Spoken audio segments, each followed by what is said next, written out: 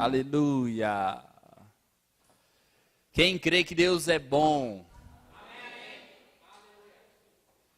Que bom que você crê na bondade do seu Pai. Porque se você não acredita que Deus é bom, o negócio está sério para o seu lado. Porque se o que é o seu Pai, aquele que é o seu Deus, não é bom para você, então... Se Deus é contra você, quem será por você? Já dizia alguém. Sabe, irmãos, eu quero hoje tratar de um assunto muito interessante, muito bom, sobre o espinho na carne de Paulo. Aleluia.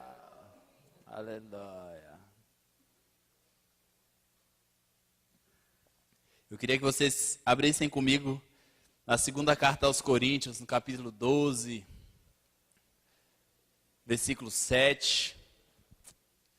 E nós vamos continuar aprendendo um pouco mais, amém? Será que você já chegou ao ápice do conhecimento? Você está aberto para continuar avançando? Você está aberto para aprender o que a palavra de Deus diz? Sabe, irmãos, eu quero fazer um acordo com vocês aqui, eu sei que muitas pessoas já entendem e algumas pessoas vão entender um pouco mais. Eu quero fazer um acordo com vocês aqui. Eu quero que vocês combinem comigo que vocês vão colocar a palavra de Deus acima das suas tradições, acima dos seus conceitos. Combinado assim? Se você ver algo na palavra, que a gente vai ler, não simplesmente se eu disser, mas se você confirmar na palavra, algo que é diferente do que você sempre acreditou, que papai, mamãe, vovô e vovó, titio e titia disse. Você vai ficar com o quê? Com a tradição, com os conceitos antigos, ou vai ficar com o que está escrito na palavra? Você está aberto para isso? Sabe, eu tenho conversado, eu tenho visto que no Rema tem muitas pessoas de acima dos 40 anos, e eu tenho ficado alegre, porque eu vejo que pessoas que tinham muitos conceitos já formados, elas estão se abrindo, não para um novo evangelho, mas para o evangelho que sempre existiu, mas que elas nunca viram. E você ultrapassar os seus conceitos, deixar de lado as suas tradições, em prol do que você vê na palavra, isso tem uma importância muito grande. Isso é um mérito muito grande para quem tem a coragem de abandonar as tradições pela verdade da palavra. Amém? Eu vou ler essa passagem, 2 Coríntios, capítulo 12, versículo 7, em uma versão aqui, que eu percebo que é o que traduz o pensamento evangélico de um modo geral hoje. É uma versão católica da Bíblia, e essa versão católica, é o que eu percebo, transmite a ideia que a grande maioria dos crentes tem a respeito desse texto. Diz assim, na versão que eu vou ler aqui, 2 Coríntios 12, 7. Demais, para que a grandeza das revelações não me levasse ao orgulho, foi-me dado um espinho na carne, um anjo de Satanás, para me esbofetear e me livrar do perigo da vaidade. Essa é uma versão católica. E, irmãos, eu vou falar algo para vocês. Pelo que eu conheço dos crentes, dos evangélicos, a grande maioria pensa exatamente assim. Eu não estou falando mal da versão católica, de igreja católica, de católico, nada. Eu estou muito pelo contrário dizendo que essa versão que eu estou lendo aqui no site bibliaonline.com.br, já fiz até a propaganda, né? Depois eu quero os royalties. Essa versão da Bíblia, está aqui, versão católica, ela diz dessa forma que eu li, e eu vejo que os evangélicos, de um modo geral, entendem desse jeito. Eu vou ler de novo. Diz assim: demais, para que a grandeza das revelações não me levasse ao orgulho, foi-me dado um espinho na carne, um anjo de Satanás, para me esbofetear e me livrar do perigo da vaidade. E eu quero fazer uma declaração muito firme. Eu quero dizer o seguinte: isso aqui, essa ideia, essa tradução está totalmente errada. Totalmente errada. Essa tradução aqui está transmitindo uma ideia totalmente errada do que as escrituras queriam passar, do que Paulo queria dizer. E eu vou mostrar na palavra de Deus o que me dá a base para eu fazer essa afirmação. Amém? Aleluia. Tem outra versão aqui, deixa eu ver qual é a versão da minha Bíblia. Almeida, Revista e Corrigida, diz assim: e para que não me exaltasse,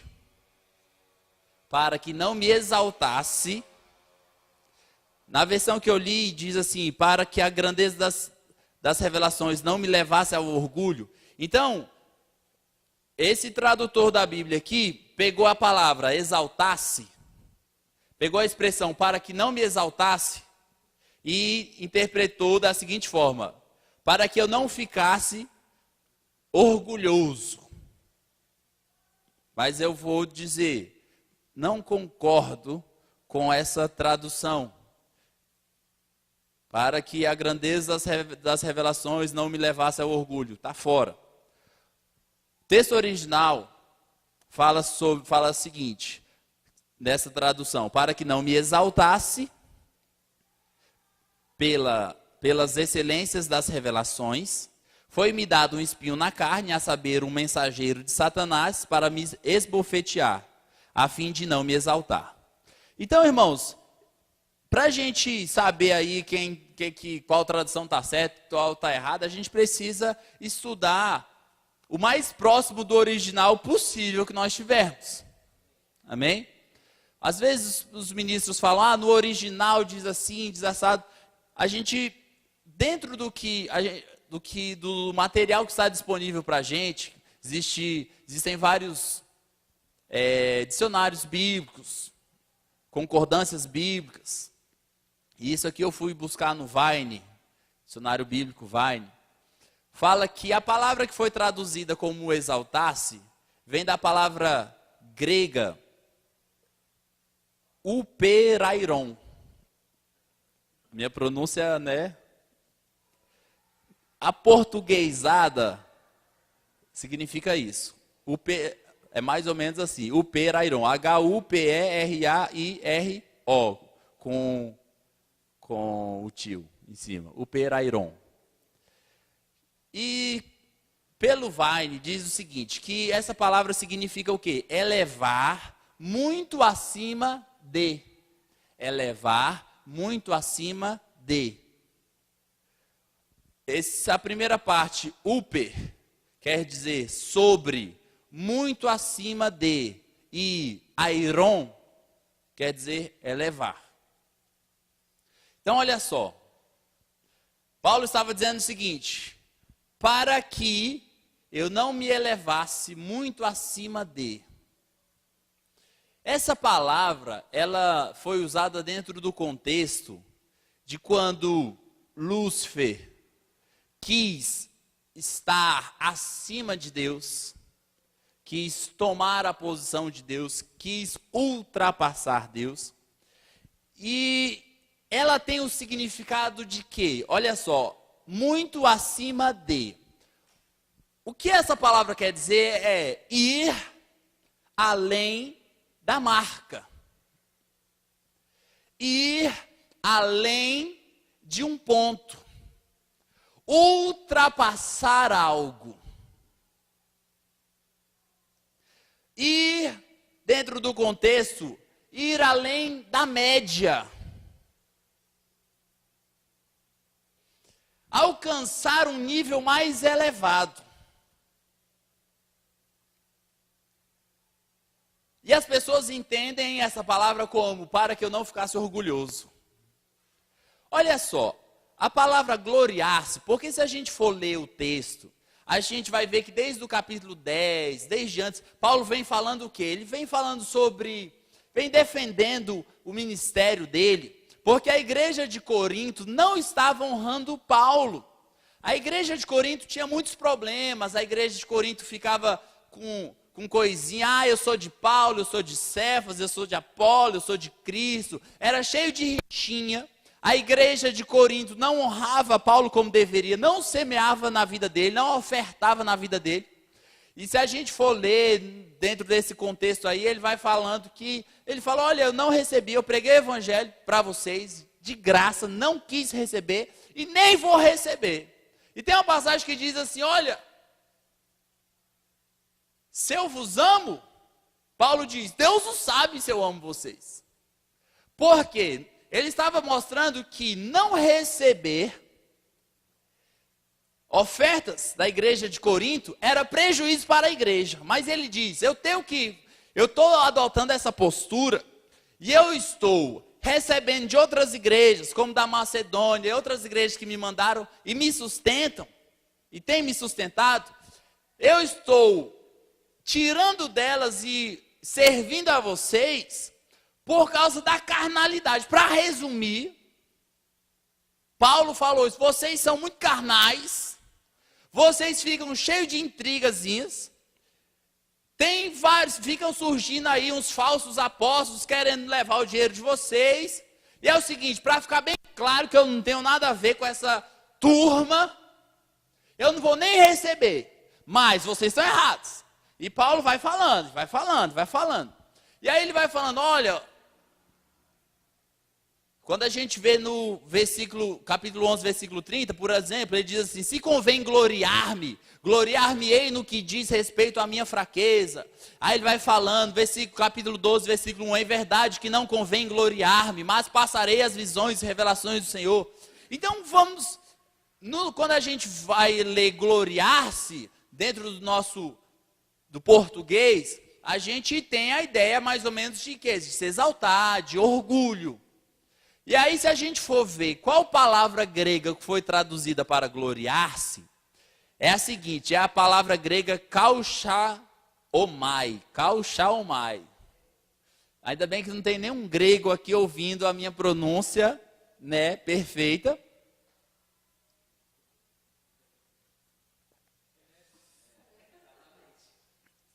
Né? De repente um grego vai me assistir. Você, grego, me perdoe. Você pode me ensinar o grego, que aí eu vou falar melhor. E essa palavra grega tem o seguinte sentido: jactar-se, gabar-se, orgulhar-se, vangloriar-se.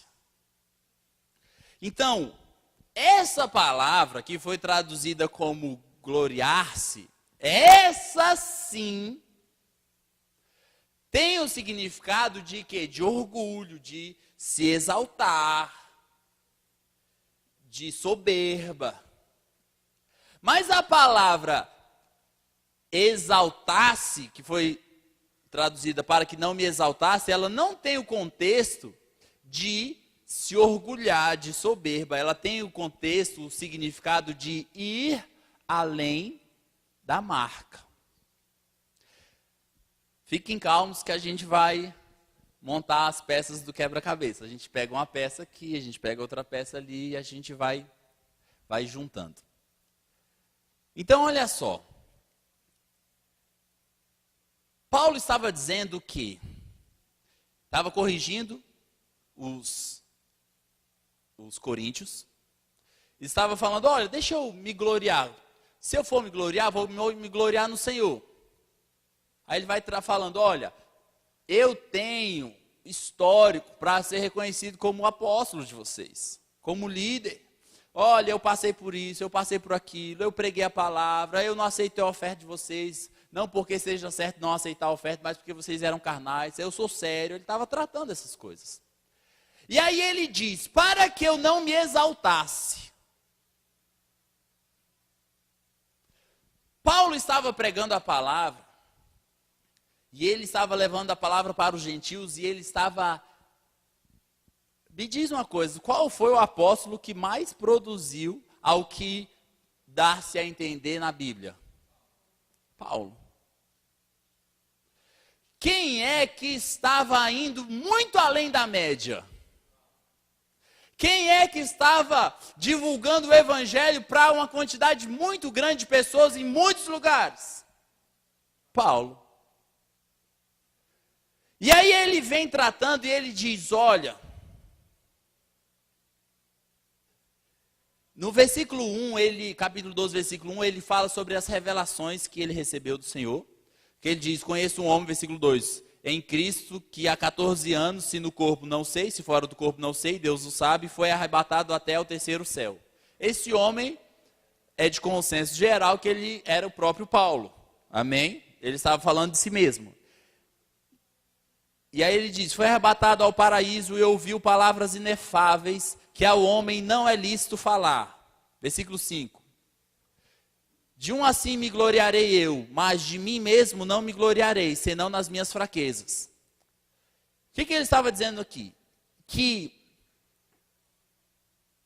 as revelações que ele recebeu de Deus eram coisas maravilhosas, muito poderosas. E ele estava falando o seguinte, olha, a minha glória não é em mim, mas é no que Deus faz através de mim, no que Deus me revelou e no que Deus tem operado.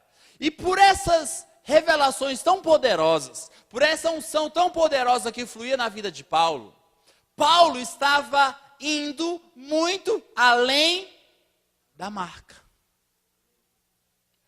Paulo estava saqueando os filhos do diabo, no sentido de salvar a humanidade. Estava salvando muita gente, curando muita gente, transformando a vida de muita gente. Por causa das revelações, da unção, do poder que estava em manifestação sobre a vida dele. Não é verdade? A gente não pode perceber essas coisas, não vê isso na Bíblia muito claramente. E aí, no versículo 7, ele diz, para que eu não fosse além da marca. Não é para que eu não ficasse soberbo. O perairon, ir além, ir elevar muito acima de, sobre, muito acima de, elevar. Ou seja, ir além de algo, ir além da média, ir além da marca, para que eu não continuasse fazendo um estrago no inferno tão grande como eu estava fazendo, foi-me dado um espinho na carne, a saber, o mensageiro de Satanás. Irmãos, imagine o seguinte, se Paulo estivesse falando para que eu não ficasse orgulhoso, Satanás veio para o meu lado. Se esse é o contexto, então vamos entender o seguinte. Quer dizer que o diabo estava ajudando Paulo a permanecer santo.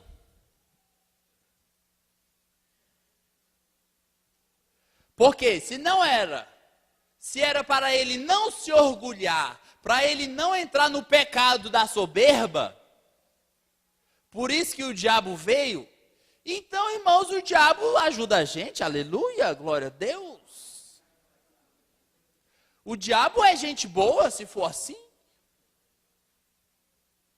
Porque Paulo estava quase para pecar na soberba, e Satanás veio, eita Paulo, eu vou te livrar do pecado, aleluia.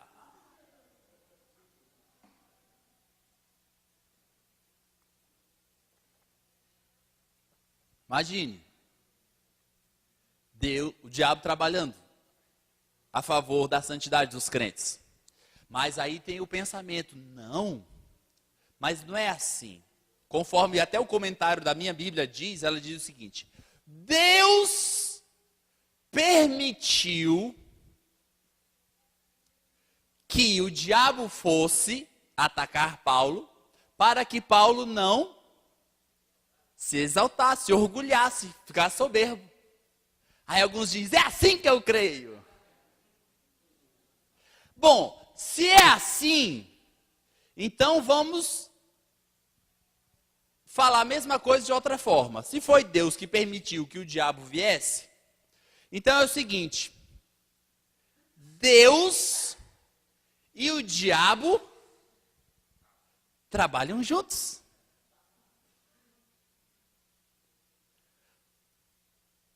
Deus usa o diabo para manter os crentes crentes. Mas é assim que o povo acredita. Que é o seguinte, quando Deus vai ter problema, aí ele dá uma preventiva. Manda um diabo, um demôniozinho lá, para manter o crente em santidade. Coisa boa. Conforme uma vez eu estava numa reunião, essa eu já falei várias vezes, mas não posso deixar de falar. Acho que até enquanto eu estiver nesta casa, falarei esse acontecimento. Um pastor, numa reunião que eu estava uma vez, muitos anos atrás, disse assim, não, é porque o diabo faz o serviço sujo de Deus.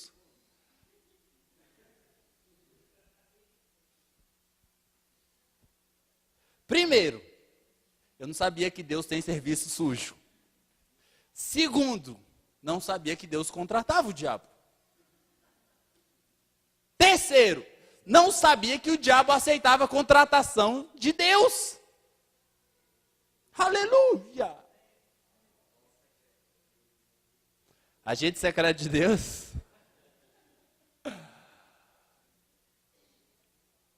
Irmãos, o que a Bíblia quer dizer aqui, o que Paulo estava dizendo era o seguinte, olha, pessoal, eu estou detonando.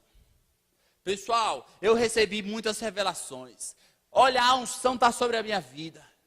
E para que eu não continuasse detonando o inferno, foi-me dado um espinho na carne. Ele não disse que foi Deus que deu para ele.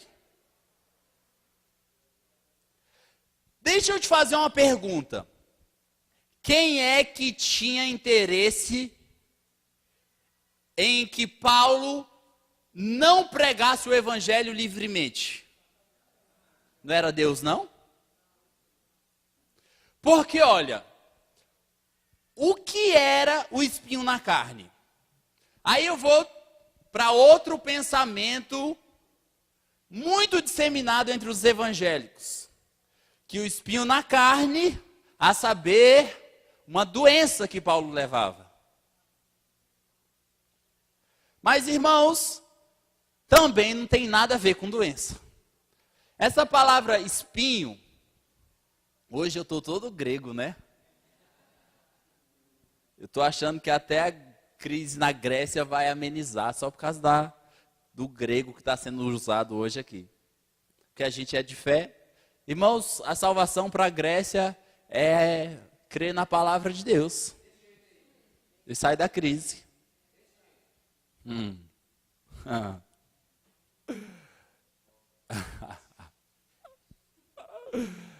A palavra que foi traduzida como espinho é a palavra grega skolops. Skolops. Que quer dizer coisa pontuda, como estaca, espinho. Na Septuaginta é o seguinte, é o Antigo Testamento escrito em grego. Porque o Antigo Testamento foi escrito em hebraico. Mas houve uma tradução do Antigo Testamento para o grego. Na época de Paulo, na época de Jesus, naquela época ali, o grego era mais ou menos como o inglês. O inglês hoje é quase uma língua universal, por assim dizer. Naquela época era o grego que era falado por muitas pessoas. Então eles traduziram o Antigo Testamento para o grego, que era escrito em hebraico, foi traduzido para o grego.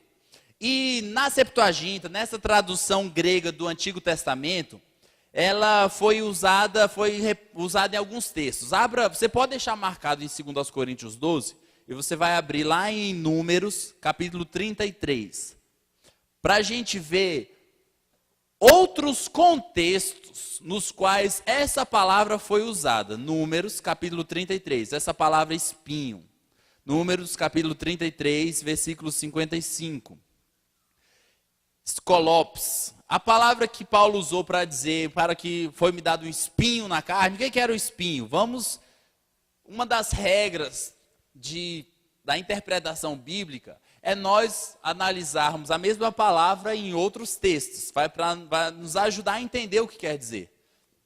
Números 33, 55 diz: mas, isso Deus falando para o povo dele, se não lançardes fora os moradores da terra de diante de vós, então os que deixardes ficar deles vos serão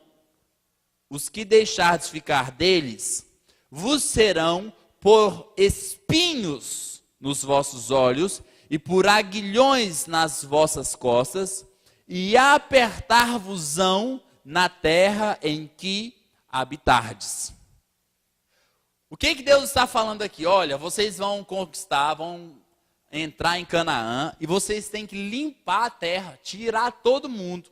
E se vocês não tirarem, os que ficarem na terra vão ser como espinho nos vossos olhos. Eles vão trazer tanto problema para vocês, vão apertar, ele diz aqui, apertar-vos-ão na terra em que habitardes. Está dizendo o seguinte, olha, se você deixar o povo original da terra ficar, eles vão dar muitos problemas para vocês. Perturbarão, na versão que o Rada falou ali. Vão perturbar vocês. Tem alguma coisa a ver com doença? Tem nada a ver com doença, irmão. Ezequiel 2,6 diz assim: e tu, ó filho do homem, não os temas, nem temas as suas palavras, ainda que sejam sarças e espinhos. O que vai ser espinho? As palavras. E tu, ó filho do homem, não os temas, nem temas as suas palavras, ainda que sejam sarças e espinhos, ou eles sejam sarças e espinhos para contigo. E tu habites com escorpiões, não temas as suas palavras, nem te assustes com o rosto deles, porque são casa rebelde. Então o que ele está mostrando aqui? Mais uma vez a palavra espinho, skolops. Ah, mas é o Antigo Testamento, mas na Septuaginta foi traduzido como skolops. O espinho é perturbação, irmãos. Perturbação, confusão, problema. Vocês estão entendendo? E as pessoas dizem que o espinho na carne de Paulo era o quê? Diz que é doença.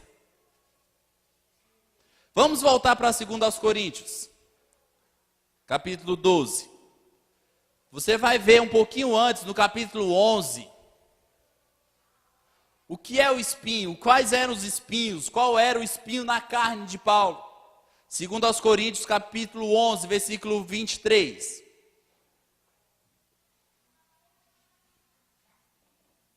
Diz assim: são ministros de Cristo? Falo como fora de mim, eu ainda mais. Ele estava falando sobre o apostolado dele. comparando com outros falsos ministros. Em trabalhos, muito mais. Em açoites, mais do que eles. Em prisões, muito mais. Em perigo de morte, muitas vezes. Recebi dos judeus 5 quarentenas de açoites, menos 1. 3 vezes fui açoitado com varas. 1 vez fui apedrejado. 3 vezes sofri naufrágio. 1 noite e 1 dia passei no abismo. Em viagens, muitas vezes, em perigos de rios, em perigos de salteadores, em perigos dos da minha nação, em perigos dos gentios, em perigos na cidade, em perigos no deserto, em perigos no mar, em perigos entre os falsos irmãos, em trabalhos e fadiga, em vigílias muitas vezes, em fome e sede, em jejum muitas vezes, em frio e nudez. Teve doença aí em algum momento? Capítulo 12, versículo 7. Para que não me exaltasse, para que eu não fosse além da marca, para que eu não continuasse ganhando multidões, pelas excelências das revelações, foi-me dado, olha, como consequência das revelações, Paulo estava produzindo grandes resultados. Porque quem entende a palavra de Deus, quem prega a verdade da palavra de Deus, transforma, liberta muitas vidas. O conhecimento da palavra, e conhecereis a verdade vos libertará. Paulo conheceu a verdade e estava libertando muitas pessoas. E para que ele não continuasse libertando muitas pessoas, foi dado a ele, não por Deus, não por permissão de Deus, mas por causa do diabo, por vontade e perseguição de Satanás, foi dado a ele um espinho na carne, a saber, um mensageiro de Satanás para me esbofetear. O que ele está falando? Diz perseguição, açoite, vara. Tem nada a ver com doença, irmãos. O espinho que perseguia Paulo era um enviado das trevas, um demônio que atiçava todo mundo. Por onde quer que Paulo passasse, havia demônios perturbando a cabeça do povo, levantando ciúme e inveja, principalmente no meio dos judeus, que vinham contra Paulo e o açoitavam, e davam varadas, e prendia, e tudo mais. Não tem doença nenhuma aqui. Paulo não andava doente, conversa é essa? Tem nada de doença, espinho, é perturbação, perseguição.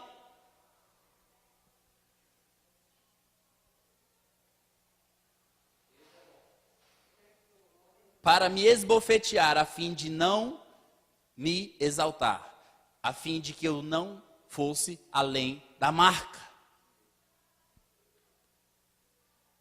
Acerca do qual 3 vezes orei ao Senhor, para que se desviasse de mim. Paulo orou 3 vezes sobre essa situação, pedindo para que Deus desviasse esse demônio dele. E disse-me: a minha graça te basta, porque o meu poder se aperfeiçoa na fraqueza. E aí as pessoas pensam, olha, Deus falou, não, continua doente. Mas olha só, você é um ser dotado de inteligência. Você tem a capacidade de pensar. E você vai continuar pensando.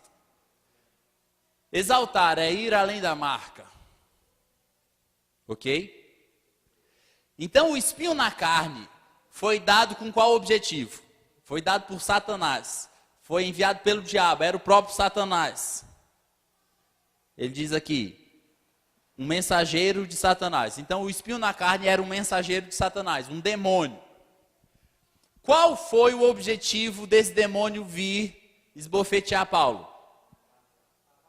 Para parar Paulo, para que ele não fosse além da marca, para que ele não salvasse multidões, libertasse multidões, transformasse multidões, certo? Nós não estamos estudando e o contexto não é esse. Quando Deus diz, a minha graça te basta, basta para quê? Qual era o objetivo? Não é ir além da marca? O que o diabo queria impedir? Que ele fosse além da marca. Então a graça de Deus bastava para quê? Para ele ir além da marca. A graça era suficiente para ele alcançar o objetivo. Deus não estava falando para ele se conformar com a derrota. Deus não estava falando, muito menos ainda, para ele se conformar com a doença, porque nem doença era. Agora, irmãos, o que nós precisamos entender é o seguinte: tem crente que fica pedindo para os pastores orarem, para o diabo nunca mais perturbar eles. Pastor, ora por mim, para que o diabo nunca mais me perturbe. Isso não é oração que se faça, não. Não existe essa oração. Impossível fazer essa oração. Por quê? Para o diabo não te perturbar mais, só se tu for para o céu. E por que isso, pastor? Simples. Simples. Quando Deus colocou o homem sobre a terra, formou o homem, Adão, ele deu o que para Adão? Autoridade. Ele disse: Adão, você vai comandar a terra. Domine sobre as aves do céu, sobre os peixes do mar, sobre os répteis da terra. Domine sobre a terra. A terra está debaixo do seu governo. Aí Adão pecou. Quando Adão pecou, o que aconteceu? Ele passou o domínio para quem? Para Satanás. Olha só. Se eu falo assim, olha, Cadu, você vai ficar responsável pela minha casa por uma semana. Nós fizemos aqui um contrato e você tem a minha casa por uma semana para usá-la. Ok, Cadu? E eu não posso pegar de volta antes de uma semana, porque eu fiz um acordo com ele. Aí o Cadu vai e fala o seguinte: lá para o segundo dia, o Cadu fala para o Samuel usar a minha casa. Pode usar, Samuel. O Cadu deixa o Samuel entrar. Eu posso ir lá tirar o Samuel? Vamos colocar outra situação para ficar mais claro. Se eu tenho uma casa e eu alugo a casa para outra pessoa, ok? Aluguei, fiz o contrato de aluguel, está ali, assinado, reconhecido, firme. O dono, a pessoa, o locador, que é quem está usando a casa, pode levar quem ele quiser lá a casa. Eu, que sou dono, posso ir lá e falar: ei, não quero aquele teu primo lá não, na minha casa alugada para você, porque eu não vou com a cara dele. Eu posso fazer isso? Quando Deus colocou Adão como governante da terra, Deus estabeleceu um período sobre o qual Adão iria governar sobre a terra. E quando é que termina esse período? Vai ser quando na segunda vinda de Cristo. Que não era para ter pecado e tudo isso, era para Adão governar durante todo esse período, e até que quando chegasse a data, ele estaria crescendo em Deus, porque diariamente Deus vinha, na viração do dia ele vinha, conversava com Adão, Deus ensinava para Adão, Deus tratava com Adão, se relacionava com Adão, e o objetivo de Deus é que ele se multiplicasse e que a humanidade crescesse no conhecimento de Deus. E chegaria um momento que Adão, a humanidade, estaria sendo elevado para um nível superior, assim como nós seremos, quando nós formos transformados. quando o que é corruptível será revestido da incorruptibilidade. Se complicou, deixa eu falar de novo. O desejo de Deus é que o homem nunca tivesse pecado, que andasse em comunhão com Deus e que chegasse em um determinado momento que o homem seria glorificado. A glorificação do homem não foi inventada após o pecado. A glorificação do homem foi planejada por Deus desde a fundação da terra, desde os primórdios. A glorificação do homem que vai acontecer, que nós seremos glorificados, nós seremos transformados, o que é mortal será revestido da imortalidade. Isso aconteceria com Adão, apesar de que ele era imortal antes do pecado, mas o seu corpo era de carne e osso. Mas esse corpo seria transformado, glorificado. Receberia um corpo celeste, como os anjos. Mas Adão pecou e teve todo esse meio tempo, e Jesus e tudo isso. Quando Adão pecou, ele permitiu que Satanás se tornasse o quê? O príncipe desse mundo. Porque Adão era o príncipe, era o governante desse mundo. Quando Adão pecou, Adão passou o governo para o diabo. Segundo aos Coríntios 4:4 diz que o príncipe deste mundo, não é Deus, é o diabo, cegou o entendimento dos incrédulos. Quando o diabo chegou para Jesus, Jesus foi tentado? Foi ou não? Se o Jardel chega para mim e fala o seguinte: pastor, se você prostrado me adorar, eu te darei o governo do Brasil, você vai se tornar o presidente. Isso é uma tentação? Não, porque o Jardel não pode me tornar presidente. Eu falo, para de caçar o que fazer, rapaz. Encher a paciência de outro. Nem tu pode ser presidente, quanto mais me botar. Então não é tentação. Certo? Então quando o diabo chegou para Jesus e disse: olha, se você me adorar, eu vou te dar todos os reinos dessa terra. Para que fosse tentação, o diabo tinha que ser capaz de dar os reinos para Jesus. E o diabo disse: porque me foi dado, e eu dou a quem eu quiser. O diabo estava mentindo? Nesse contexto, não. Ele tinha o domínio sobre a terra, e ele podia colocar qualquer pessoa como governador de terras, de áreas. Agora, a mentira dele é que, né, meu amigo, ele podia, de repente, se ele colocasse Jesus para governar um pouquinho, era só preparando, engordando para o Natal.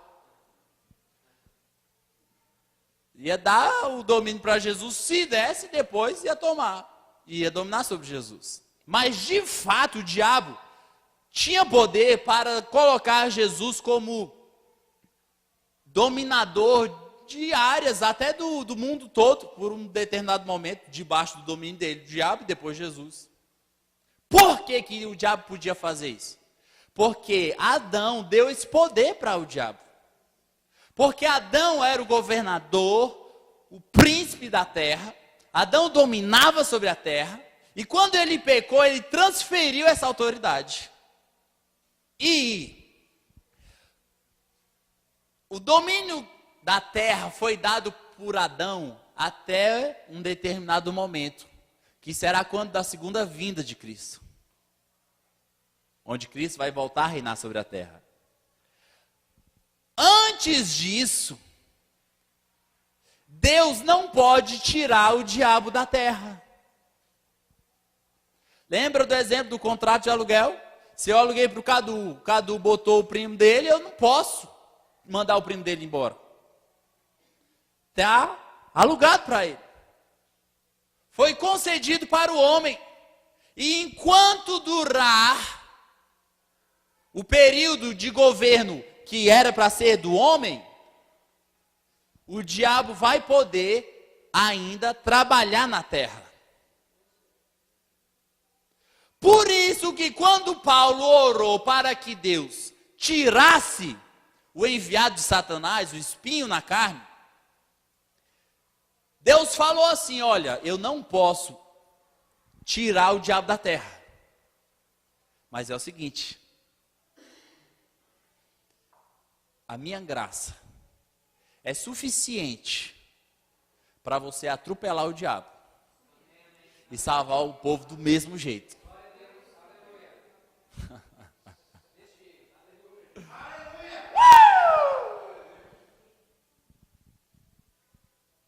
É o seguinte, o diabo já disse para mim várias vezes: eu vou te matar.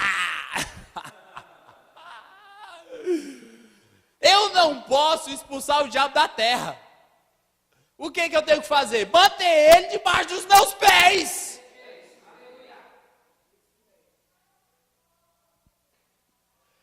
Eu sei que ele quer matar, destruir, roubar, vou acabar com você. A graça de Deus me basta e te basta para superar, ultrapassar e destruir todas as barreiras.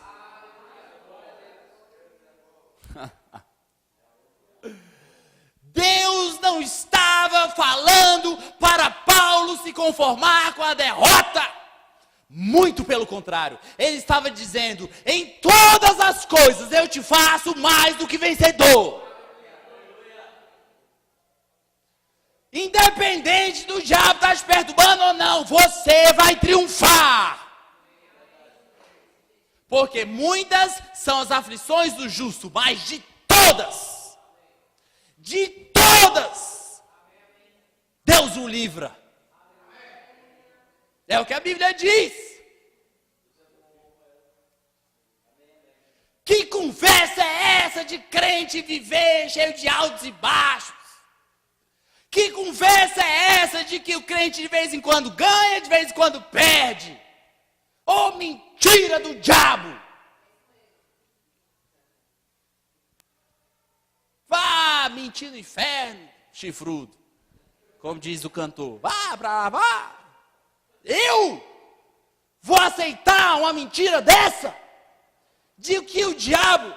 Olha, dependendo do problema, pode ser que Deus te diga: não, a minha graça te basta. No contexto de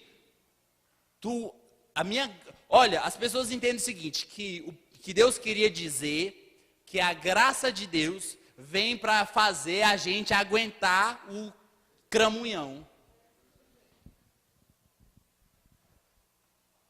Que a graça de Deus vem para a gente aguentar a doença, aguentar a miséria, aguentar a confusão, a briga, a infelicidade no casamento, relacionamento conjugal, na família. A graça te basta para você ver sua família indo para o inferno todinha, todo mundo destruindo, seu casamento indo ralo abaixo, mas a graça de Deus te basta para você aguentar aqui. Pensando desse jeito, os crentes não andam em fé. Ai não, a graça de Deus me basta. Ainda que eu viva 30 anos com esse traste ruim me batendo, enchendo a cara, mas a graça me basta. Ei, a graça te basta para você mudar a situação. A graça te capacita, é poderosa para você transformar o que é ruim em bênção. E lá Deus é consolador de derrotado, rapaz. Deus não é consolador de derrotado. Mas Deus é aquele que sempre nos faz triunfar.